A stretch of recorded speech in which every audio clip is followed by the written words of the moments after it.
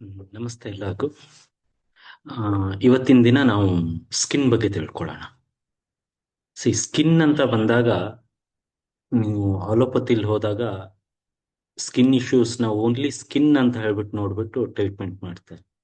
ಅದೇ ನಾವು TCM ಅಂತ ಬಂದಾಗ ಸ್ಕಿನ್ ಇಶ್ಯೂಸ್ ಏನ್ ತೋರಿಸುತ್ತೆ ಅಂತಂದ್ರೆ ಇಂಟರ್ನಲ್ ಆರ್ಗನ್ ಇಂಬ್ಯಾಲೆನ್ಸ್ನ ತೋರಿಸುತ್ತೆ.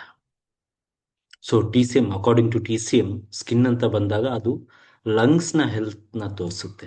ಮುಖ್ಯವಾಗಿ ಲಂಗ್ಸ್ನ ಹೆಲ್ತ್ನ ತೋರಿಸುತ್ತೆ.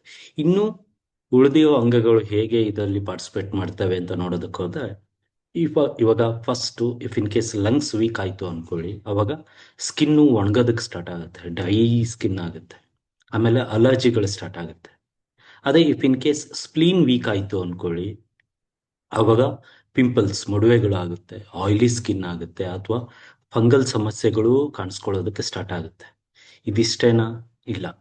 ಲಿವರ್ ಹೀಟ್, ಲಿವರ್ನಲ್ಲಿ ಹೀಟ್ ಹೆಚ್ಚಿಗೆ ಆದಾಗ ಕೆಂಪು ರ್ಯಾಷಸ್ಗಳು ಸ್ಟಾರ್ಟ್ ಆಗುತ್ತೆ. ನೀವು ಎಮೋಷನ್ಸ್ ಅಂತ ನೋಡಿದಾಗ ಕೋಪನೂ ಜಾಸ್ತಿ ಆಗುತ್ತೆ. ಈ ಕೋಪದ ಜೊತೆ ಪಿಂಪಲ್ಸ್ಗಳು ಸ್ಟಾರ್ಟ್ ಆಗುತ್ತೆ. ಅದೇ if in case kidney weak ಆಯ್ತು ಅನ್ಕೊಳ್ಳಿ, ಕಿಡ್ನಿ ವೀಕ್ ಆದಾಗ ಸ್ಕಿನ್ನು ತುಂಬಾ ವಯಸ್ಸಾದ ಆದವ್ರ ತರ ಕಾಣಿಸೋದಕ್ಕೆ ಸ್ಟಾರ್ಟ್ ಆಗುತ್ತೆ.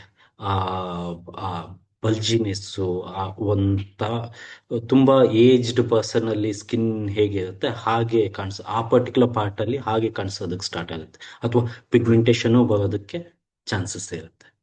ಸೊ ಇದಿಷ್ಟಕ್ಕೂ ನೀವು ಅಲೋಪತಿಯಲ್ಲಿ ಒಂದೇ ಕೈ ಮುಚ್ತೀರ. ಬಟ್ ನಾವು TCM ನಲ್ಲಿ ಇದನ್ನ ಯಾವ ಅಂಗಕ್ಕೆ ಅದು ಹೊಂದ್ಕೊಂಡಿದೆ, ಯಾವ ಅಂಗದಿಂದ ಅದು ಸಮಸ್ಯೆ ಆಗ್ತಾ ಇದೆ ಅಂತ ನೋಡ್ಬಿಟ್ಟು ಡಯಾಗ್ನೈಸ್ ಮಾಡಿ.